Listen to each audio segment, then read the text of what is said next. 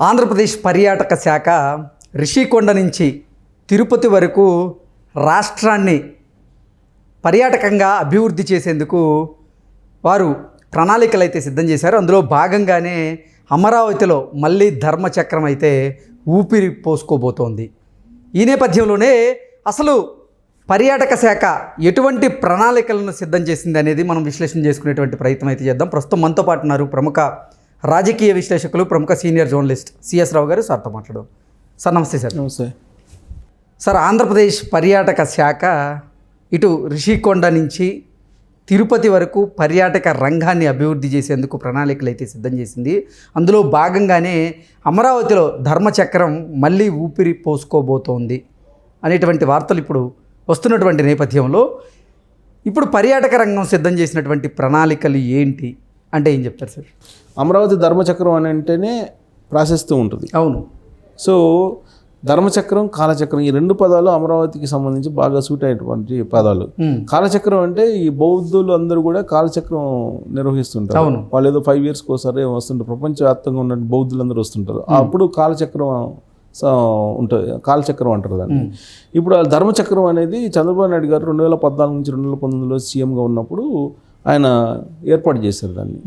ఆ ధర్మచక్రం ఏమైపోయిందంటే ఈయన జగన్మోహన్ రెడ్డి గారు అధికారంలోకి వచ్చిన తర్వాత దాన్ని టోటల్గా ఒక రకంగా చెప్పాలంటే సమాధి చేసేసాడు. దాన్ని మళ్ళీ ఇప్పుడు రీకన్స్ట్రక్షన్ చేసి ఆ ధర్మచక్రాన్ని అమరావతికి ఉండే ప్రాసెస్ దాన్ని తెలియజేసేలాగా మొత్తం ఇప్పుడు రివోక్ చేస్తున్నారు. దాదాపు 6 కోట్లతోటి దాన్ని పెడుతున్నారు. అక్కడ ఉండే మ్యూజియాన్ని కూడా మళ్ళీ రీకన్స్ట్రక్షన్ పునరుద్ధరణ చేస్తున్నారు. మళ్ళీ ఇది మ్యూజియాన్ని కూడా ఎంత కూడా పర్యాటక శాఖ పరిధిలోకి వస్తుంది. సో అమరావతి పోయిన వాళ్ళు ధర్మచక్రం చూడాల్సిందే, చంద్రబాబు నాయుడు ధర్మచక్రం చూడాల్సింది. ఇప్పుడు పర్యాటక శాఖ, ఆంధ్రప్రదేశ్ పర్యాటక శాఖలో జగన్మోహన్ రెడ్డి గారు ఉన్నప్పుడు 2019 నుంచి 2024 మధ్యలో అనేకమైనటువంటి అక్రమాలు జరిగాయి. హోటల్స్ కానీ, రిసార్ట్స్ కానీ, లేదా బస్సులు కానీ, ఇవన్నీ కూడా జగన్మోహన్ రెడ్డికి సంబంధించినటువంటి వాళ్ళ కార్యకర్తలకు, వైఎస్ఆర్ కాంగ్రెస్ పార్టీ కార్యకర్తలకి ఇచ్చారు. భూములు అత్యంత తక్కువ రేటుకి, నామినల్ రేటుకి లీజ్కి ఇచ్చేశారు. ఇవన్నీ కూడా ఇప్పుడు వాళ్ళ ఆధీనంలో ఉన్నాయి, వాళ్ళే అనుభవిస్తున్నారు. ఇప్పటి వరకు కూడా టూరిజంలో ఉన్నటువంటి ఎంప్లాయీస్ కూడా బదిలీ కాల అలానే ఉన్నారు. ఆ టూరిజంలో జరుగుతున్నటువంటి అవినీతి పెద్ద ఎత్తున ఉందని చెప్పి న్యూస్ వస్తుంది, కానీ దాన్ని పట్టించుకున్నటువంటి వాళ్ళు లేరు. మరి జనసేనకు సంబంధించినటువంటి దుర్గేష్ ఏమో పర్యాటక శాఖ మంత్రిగా ఉన్నారు, దుర్గేష్ గారు. మరి ఆయన రివ్యూ చేశారు, అవగాహన మరి ఆయనకి ఇంకా రాలేదా ఏంటో అనేది అర్థం కావట్లా. తిరుపతిలో ఉన్నటువంటి డివిజన్ మేనేజరు ఆయన మీద వచ్చినటువంటి ఆరోపణలు, లైంగికపరమైన ఆరోపణలు అనేకం వచ్చినాయి. అవును. అలాగే ఆయన పెడుతున్నటువంటి ఇబ్బందులు ఎంప్లాయీస్ నుంచి అనేకం ఉన్నాయి. ప్లస్ ఆ రోజున జగన్మోహన్ రెడ్డి గారు అధికారంలో ఉన్నప్పుడు సీఎంఓ ఆఫీస్లో ఉన్నట్టు ధనంజయ రెడ్డి గారితో ఆయనకి మంచి సంబంధాలు ఉండి దాంతో ఆయన ఇష్టానుసారంగా చేశారు, ఆఫీస్లో ఉండేటువంటి కొంతమందిని ఇబ్బంది పెట్టారు అనేది కూడా ఆయన మీద ఉన్నటువంటి ఆరోపణలు. ఇన్ని ఆరోపణలు ఉన్నప్పటికి కూడా ఆయన మీద ఇప్పటివరకు బదిలీ వేటేలా ఆయన అక్కడే ఉన్నారు. చంద్రబాబు నాయుడు గారి ప్రభుత్వం వచ్చి 4 నెలలు అవుతుంది, ఇప్పటికీ ఆడే ఉన్నారు. ఇక మనం టూరిజం ప్లేస్లు తీసుకుంటే రిషికొండ 500 కోట్లు పెట్టి జగన్మోహన్ రెడ్డి గారు కల్పించారు.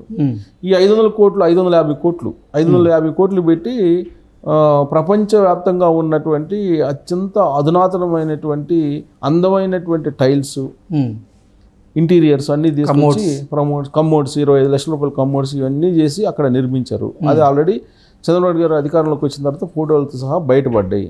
ఈ 500 కోట్లు పెట్టి నిర్మించినటువంటి దాన్ని ఆ విధంగా ఎవరైనా పడేస్తారా? సొంత ఆస్తి అయితే 500 కోట్లు పెట్టి నువ్వు ఏదన్నా చేసి దాన్ని ఊరికనే పడేస్తావా, లేదా నువ్వన్నా ఉంటావు, అంతే కదా. కట్టించుకున్న వాళ్ళన్నా ఉంటారు, లేదా ఎవరికన్నా దాన్ని ఇవ్వాలి, ఇంతవరకు లీజ్ కన్నా ఇవ్వాలి. దాన్ని ఇంతవరకు ఎవరికి ఇవ్వాలి అనేది దాన్ని ఒక పెద్ద మ్యూజియం లాగా పెట్టేశారు. దానివల్ల మ్యూజియం లాగా పెట్టారు. మ్యూజియం లాగా కూడా ఎవరిని వెళ్ళట్లేదు. అంటే పర్యాటక రంగం దాన్ని వాడుకోవడంలో విఫలమైందా? అంతే కదా, వాడుకోవడంలో విఫలమైంది. ఇప్పుడు దాని మెయింటెనెన్స్ ఏంటి పరిస్థితి? రోజుకి ₹1,00,000 పైన అవుతుందంట మరి నిర్వహణకి. మెయింటెనెన్స్ కట్టాలి. దానివల్ల పైసా ఆదాయం ఉందా? ప్లస్ 550 కోట్ల రూపాయలు పెట్టి జగన్మోహన్ రెడ్డి గారు అప్పు తీసుకొచ్చి కట్టాడు, దానికి వడ్డీ కట్టాలి కదా.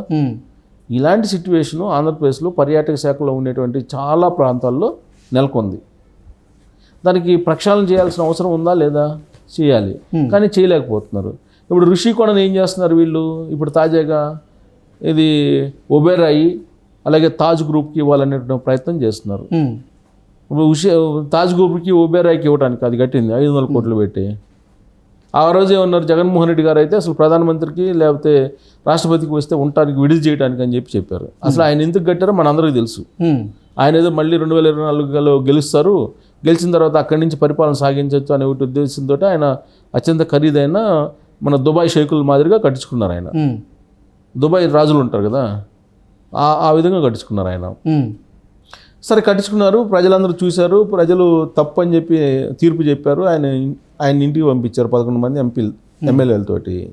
సో పంపించినప్పుడు కొత్తగా అధికారంలోకి వచ్చినటువంటి ప్రభుత్వం ఏం చేయాలి? దాన్ని ఇమీడియట్గా ఏదో ఒక రకంగా దాన్ని రెవెన్యూ మార్గంలోకి మార్చాలి. ఇప్పుడు ఏం చేస్తుంది? ఒబెరాయను తర్వాత తాజ్కి ఇస్తే ఎలా ఉంటుంది అనేటువంటి ఆలోచన చేస్తున్నారని చెప్పి కూడా తెలుస్తుంది. 2 రోజుల క్రితం విశాఖ వెళ్ళినటువంటి ఈ మంత్రి ఏదో అక్కడ రివ్యూ మీటింగ్ పెట్టారని అంటున్నారు.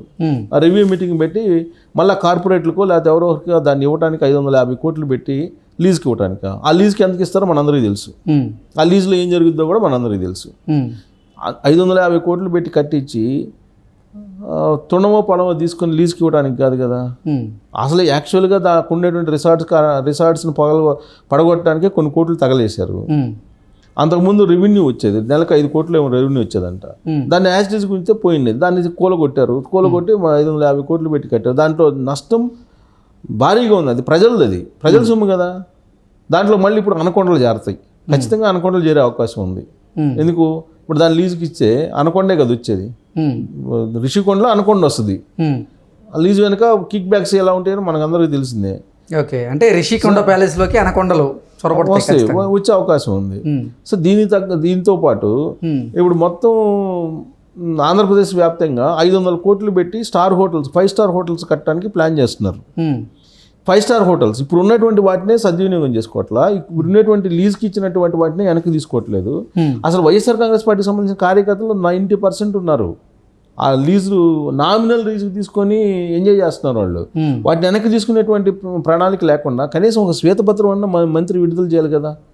ఇప్పుడు చంద్రబాబు నాయుడు గారు అన్ని శ్వేతపత్రాలు మెయిన్ వాటికి విడుదల చేశారు. మంత్రులు ఆయా శాఖల్లో ఉన్నటువంటి మంత్రులు అక్కడ జరిగినటువంటి అవినీతి అక్రమాల మీద ఒక శ్వేతపత్రం విడుదల చేయొచ్చు కదా. ఏ మంత్రి ఇంతవరకు చేయలే. పర్యాటక శాఖలో రోజా గారు ఉన్నారు, అంతే కదా. పర్యాటక శాఖ రోజా గారు ఉన్నప్పుడు జరిగినటువంటి అక్రమాలు, ఎన్ని అక్రమాలు ఆ రోజున అన్ని అనేకమైన ఆరోపణలు వచ్చాయి కదా. వాటన్నింటిని బయటికి తీయాలి కదా. కనీసం శ్వేతపత్రం విడుదల చేసి దాని మీద ఎంక్వైరీ కన్నా ఇవ్వాలి కదా. పైగా వైఎస్ఆర్ కాంగ్రెస్ పార్టీ జగన్మోహన్ రెడ్డి గారికి జేబులో మనుషులుగా ఉన్నటువంటి వాళ్ళు డివిజనల్ మేనేజర్లుగా ఉన్నారు. ఇంకెక్కడ ఎంక్వైరీ నడుస్తుంది? ఇంకా లీజులు ఎట్లా రద్దు చేస్తారు? నామినల్ రేటుకి లీజులకి ఇచ్చారు. ఈవెన్ బస్సులు, అలాగే టూరిజంకి ఉన్నటువంటి తిరుమల తిరుపతి దేవస్థానం టికెట్స్ అవి కూడా అమ్ముకున్నారు కదా వాళ్ళు. ఓపెన్ మార్కెట్లో అమ్ముకున్నారు కదా. ఇవన్నీ తెలిసినటువంటి నగ్న సత్యాలు కదా. వాటి మీద చర్య తీసుకోకుండా ఇప్పుడు ఆయన స్టార్ హోటల్స్ కట్టిస్తానని చెప్పి అనౌన్స్ చేశారు. 500 కోట్లు పెట్టి స్టార్ హోటల్స్, ఒబెరాయి అలాగే తాజ్ తక్కను ఇలాంటి వాటిని ఆహ్వానించి పీపీపీ మోడ్లో కట్టిస్తామని చెప్పి చెబుతున్నారు. 500 కోట్లు పెట్టి ఎక్కడెక్కడ తిరుపతి, కాకినాడ, విజయవాడ, వైజాగ్ దాని చోటంతా కట్టిస్తానని చెప్పి చెబుతున్నారు. అంటే దాని అర్థం ఏంటి? రాబోయే రోజుల్లో ఇటుకే అక్కడ రిషికొండది ఇచ్చే అవకాశం ఉంది. సో కాబట్టి ఈ పర్యాటక శాఖకు సంబంధించి ఒక విధానాన్ని అనౌన్స్ చేయాలనే ప్లాన్ చేస్తున్నారు. 2025 టూరిజం ప్లాన్ అనేది ఒకటి అనౌన్స్ చేయాలని పెట్టుకున్నారు. 2025లో టూరిజం ప్లాన్ అనేది ఒకటి అనౌన్స్ చేయాలనుకున్నారు. ఆ అనౌన్స్ చేసేటువంటి ప్రణాళికను బట్టి అసలు దీంట్లో ఏం జరుగుతుంది అనేది మనం ఒక అంచనాకు రావచ్చు. ఓకే, ఇప్పటి వరకు అసలు టూరిజం శాఖని గురించే పట్టించుకోవట్లా వీళ్ళు. ఆంధ్రప్రదేశ్ అనేది ఒక పెద్ద టూరిజం ప్లేస్, టూరిస్ట్ ప్లేస్ అది. అవును, ఆ టూరిజం ప్లేస్కి సినిమా షూటింగ్లకు అనేక అనువైన ప్రాంతాలు ఉన్నాయి, ప్రదేశాలు ఉన్నాయి, కోస్తా తీరం ఉంది, ఇవన్నీ ఉన్నాయి. టూరిజం మీద ఇంతవరకు రివ్యూ కరెక్ట్గా పర్ఫెక్ట్గా చేసినట్టు కనిపించట్లేదు. అసలు టూరిజంలో భయంకరమైన అవినీతి జరిగిందని చెప్పేసి మొత్తుకుంటున్నారు. ఎన్ని పర్యాటక ప్రాంతాలు ఉన్నాయి. అసలు రోజా గారు పర్యాటక శాఖ నుంచి ఎంత డబ్బు డైవర్ట్ చేశారు? ఆడుదాం ఆంధ్ర ఎక్కడి నుంచి వచ్చినాయి డబ్బులు? సాంస్కృతిక కార్యక్రమాలు చేసినారు, ఎక్కడి నుంచి వచ్చినాయి డబ్బులు? ఇవన్నీ తీయాలి కదా, బయటికి తీయాలి కదా. ఋషికొండ డబ్బులు, ఋషికొండ అసలు దానికి బిల్స్ లేవు, ఏమీ లేవు, ఇష్టానుసారంగా సొంత ఇంట్లో డబ్బుల్లాగా వాడేశారు. దాని మీద రివ్యూ పెట్టుకోవాలి కదా అట్లీస్ట్, అది లేదు. అది లేకుండా మళ్ళీ స్టార్ హోటల్స్ కట్టిస్తాం 500 కోట్లు పెట్టని చెప్తున్నారు. 2025 టూరిజం ప్లాన్ ఏదో అనౌన్స్ చేస్తాం అంటున్నారు. బహుశా టూరిజం మరి ఎంక్వైరీ కూడా ఉండదేమో. వైఎస్ఆర్ కాంగ్రెస్ పార్టీ వాళ్ళ కార్యకర్తలు రాబోయే రోజుల్లో కూడా ఈ టూరిజంకి సంబంధించిన హోటళ్ళు, తర్వాత బస్సులు, తర్వాత ప్రభుత్వ స్థలాలు, టూరిజం స్థలాలు, వీటన్నిటిని కూడా వాళ్ళే ఎంజాయ్ చేసేలాగా ఉంది. లేదంటే రివ్యూ చేసుకుంటే కనుక ఇవన్నీ బయటకు వస్తాయి. మళ్ళీ ఋషికొండలో అనకొండలు వస్తాయి. Okay sir, thank you.